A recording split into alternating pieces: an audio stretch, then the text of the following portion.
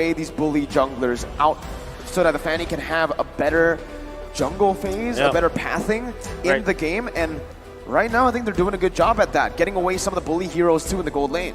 Yeah, take out those utilities if you can. And I mean, even take a look at this, right? Look at Man, the Ocean Shaman.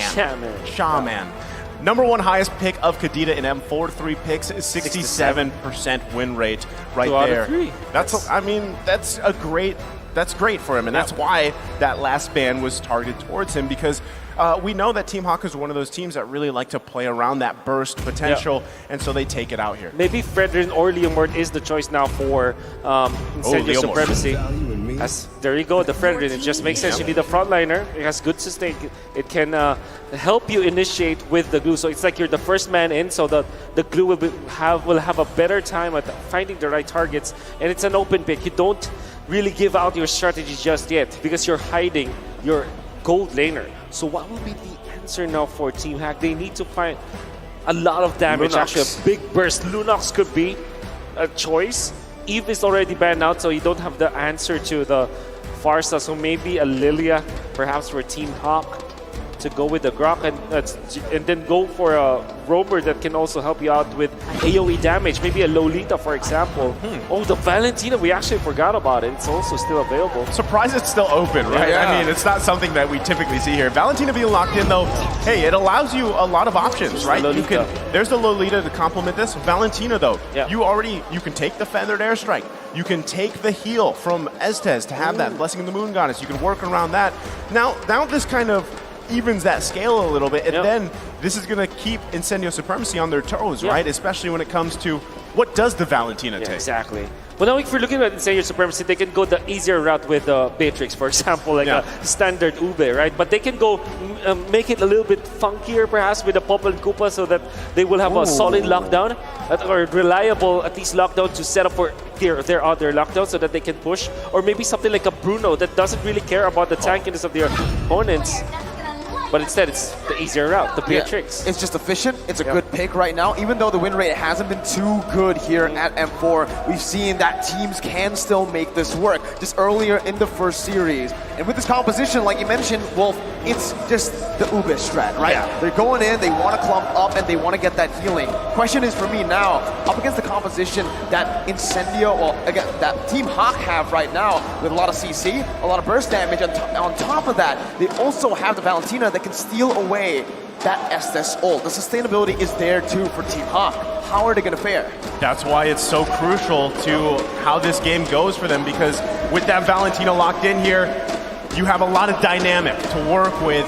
And Incendio+Supremacy, they've got to allow that Beatrix to get online, right? Sunshine's got to be able to get to that point in the game where he can kind of pop off. You got to keep things in that tempo in your favor if you're Incendio+Supremacy here, and we want to see that Turkish delight pop off once again. But ladies and gentlemen, welcome to the land of dawn here. The first game between Team.Haq and Incendio+Supremacy.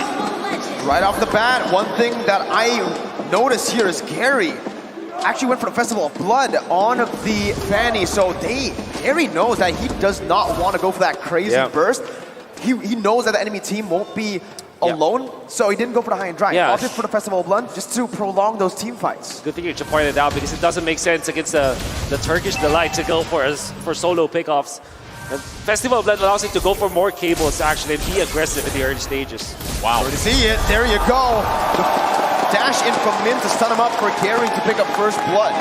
Just like that, right? I mean, this is what we saw previously from Ken with an early kill on the Fanny. You know, Gary is running a different emblem, like you guys mentioned. So hopefully for them, for Team.Haq, they want to extend those fights. And again, if Man is taking that heal, that sustain, it really prolongs it even further. Now, Lola taking that high and dry in this Grok, if they can find those lockdowns, it's going to be troubling.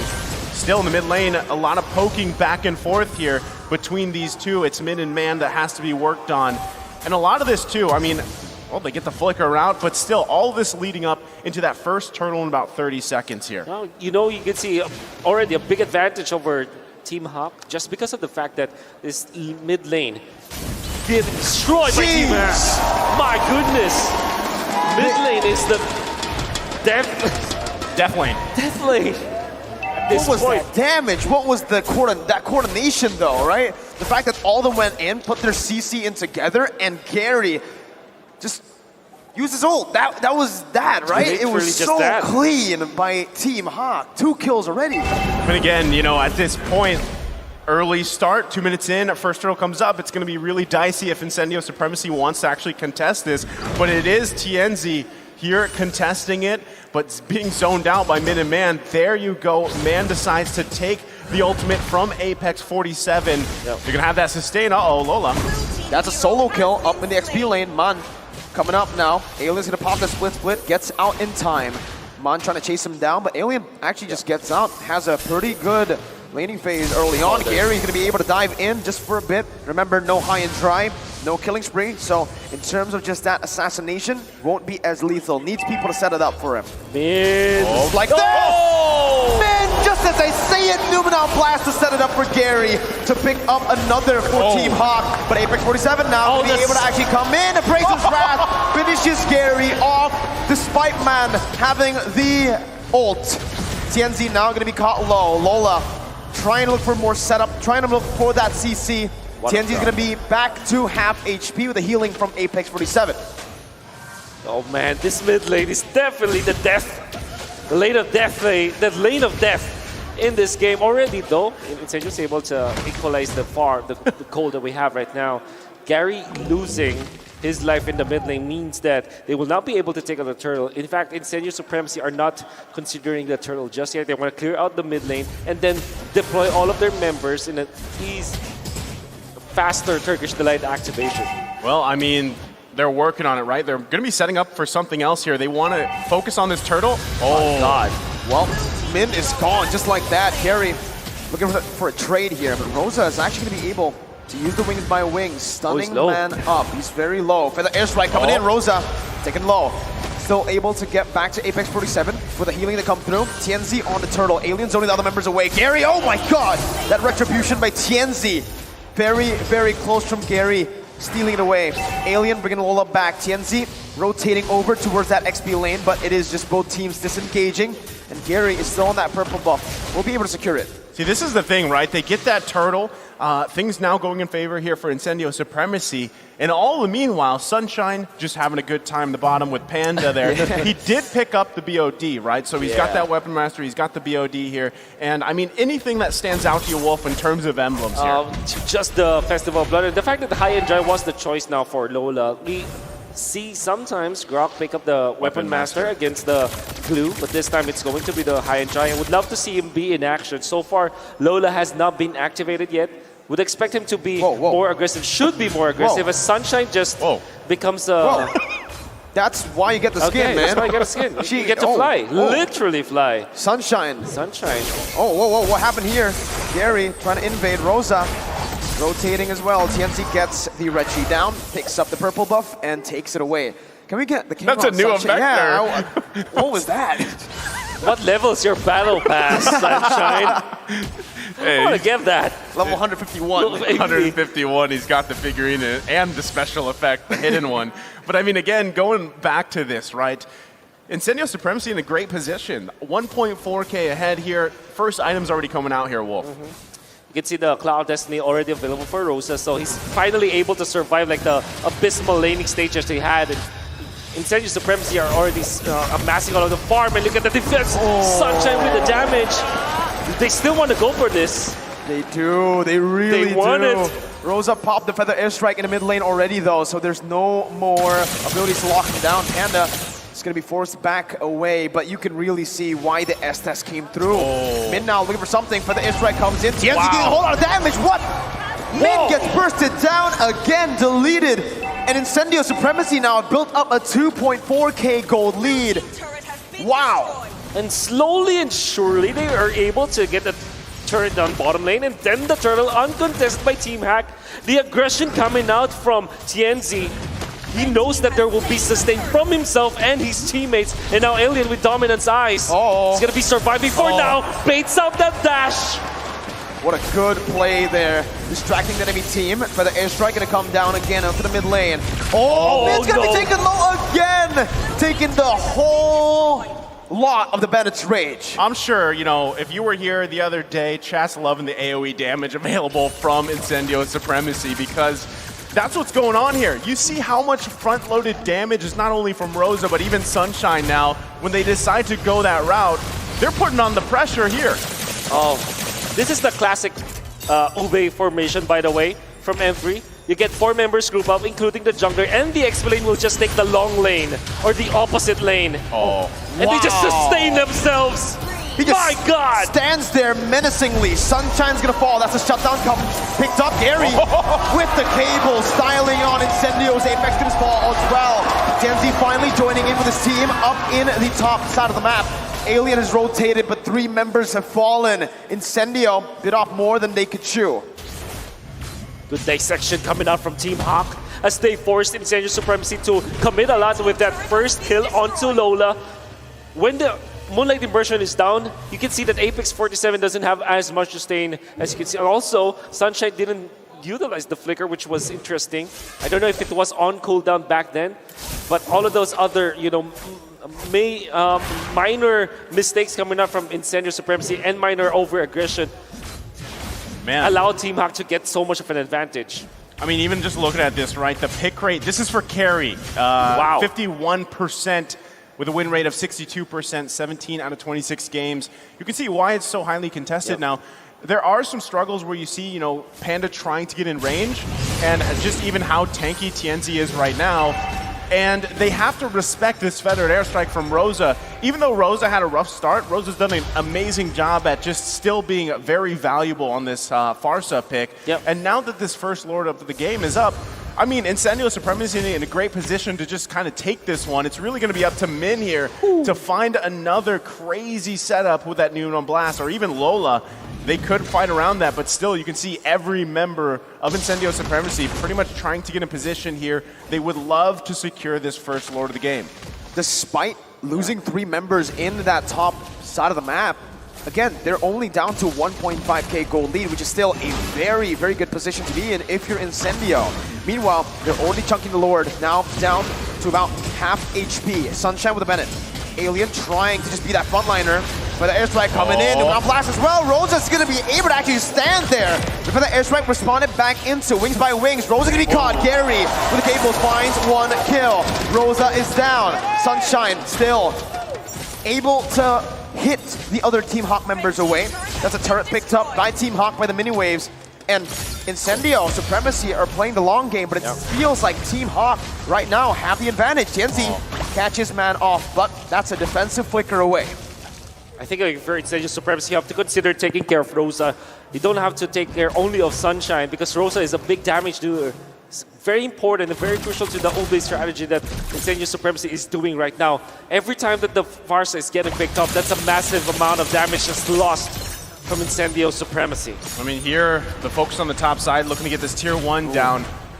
You know, core items being picked up here, especially for Panda, allow him to kind of skirmish a little bit better, but you can see how hard it is for Man to even get that Rose. He wants the feathered airstrike, he really does, or even Apex 47s, but he's having a hard time getting it, and sometimes he puts himself in a position where he can't. He does have Apex 47 now, but I mean, at this point, still, you want to be able to get in a good position for this possible Lord take. The downside is, for Team.Haq, you don't have that tier 1 down yet in the mid lane, and that's why you see Incendio Supremacy controlling so much of this, because they're holding on to that, and that does make a difference here. Now, that's exactly why Gary's kind of just going around the map, putting pressure if he can. I really love what Gary's doing right now. It's very smart. Divide and conquer is the idea for Team.Haq. They know that if there's someone who's dealing with the bottom lane or the opposite lane, will have to spend a lot of time before they are able to regroup and take the fight afterwards. This is the reason why they now diminish the golding to 100. Gary stole the purple before he gets a kill too. He gets out on top of that with a healing from Man, stealing away the blessing of the Moon Goddess from Apex 47. Team.Haq, not only have they equalized, but they've got the lead back. Gary, what a guy. What a guy. What a guy. His rotations were on point, and the usage of his ultimate, and he knows that his team is going to be backing him up. Instead of going towards the river, he went to the mid lane because majority of his teammates are there after his kill onto Rosa. And the fact that he stole that purple buff, because Incendio's idea is give the purple buff to Rosa now. So that is why TNZ is not committing to the retribution now. Incendio have conceded the control of the Lord area. Well, it does seem like it is going to be a free Lord. The crowd goes wild as Team Haq secure the first Lord of the game. So good pickup here, and all this resulting in just those macro decisions as a team, and even down to the micro decisions, the way that they kind of just moved around the map. They got some of those ultimates out from Incendio Supremacy, which gave them the advantage here. They're still holding on to that tier 1, but I mean, for how long now that that Lord is marching bottom? Oh, man's gonna fall to the feather airstrike there. Min in the midst of it all. Alien, oh my god, that burst from Panda. It's not even DPS at this point, you can call it burst because of how fast he's attacking. TNZ in the midst of it all, once again, jumping in. That's Alien, looking for the slam, pass. Lola's gonna fall. Alien, still, the front line again! From out of nowhere, comes back in with the cables, finding a trade. 2 for 1 in favor of Incendio, but the Lord still pushing him towards the base of Incendio, giving more pressure for Team Haq to pick up more objectives. Well, Gary's just making a case. He wants to contest the title for the best jungler, the King of the Skies, against both Kyrie and Albert and Carl TZ. Yeah.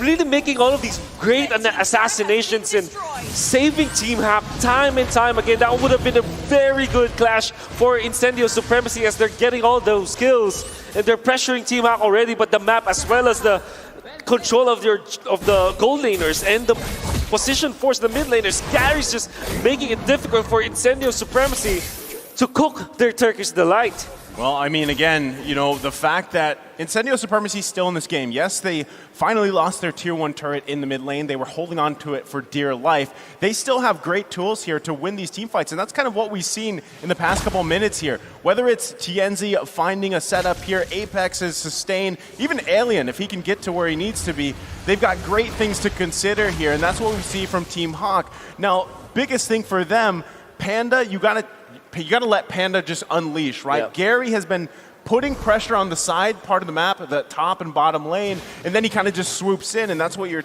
expecting from this Fanny. But still, Panda, if he can get taken out from Incendio Supremacy, they lose a ton of burst potential. And Sunshine's already at this point on this Beatrix where he's got the damage, right? If he can be protected, again, sustainability here in TNZ, then you're going to be in a good position to fight and win those against Team Haq. Yeah. You need the window nature for both marksmen here. I think that is also the next spot for Sunshine. They're going to be waiting for it. You have to understand that Incendio Supremacy will wait for their items before they fight once again. And that will be just in time for the next Lord fight.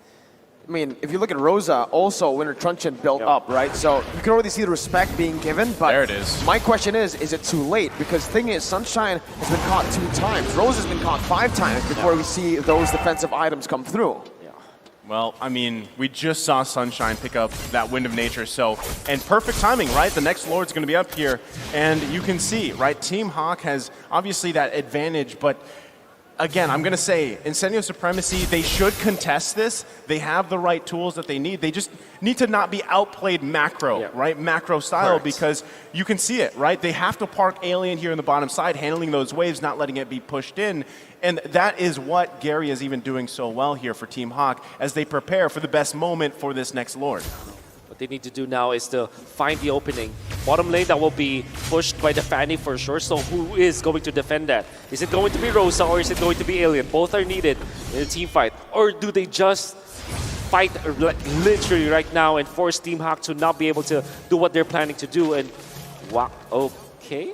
Yep. So a little too far. A little too far. Weird. Gonna go ahead and reset it for now. Lola, though, and still parking Gary on the bottom side, like you were mentioning, right? Putting the pressure there. It's gonna force Alien away. Now, that is a big loss here for Incendio Supremacy if they don't have Alien with them. But someone's got to deal with these waves. Lord, these walls just doing things here for Team Haq right now. Incendio Supremacy, though, you're gonna have to deal with this. It is a nice little lead. They don't have Alien here. Half health for the Lord. It's a good forced error by Team Haq. Alien in the bottom lane. Min gonna be caught here by Rosa's feather airstrike, but he's gonna be able to go for the stun. Winter Truncheon, the dodge away, but look at them, the front line. TNZ to be caught here. The healing comes in, but it's not enough to deal with the damage from Gary, from Panda, from Man, who picks up a double kill. Alien now in the midst of it all, going for the chase. A Hail Mary. All 1v5, has the split to buy a little bit more time to get out. Jumps onto Man, but Man, he has the mortality. The team doesn't care, ignoring Alien 100% of the way. They're gonna go straight for the base. 8 seconds on Apex 27, and Team.Haq and strike first with first game. Man, 17 minutes I think that was. They just decided, you know what, we don't need the Lord to win the fight, take 4 down, you know, Alien, he's gonna do glue things, let him be, push into the base, and take that first game of the series. All throughout the early stages of the game, you know that Incendio+Supremacy has already gotten it. They are controlling the economy.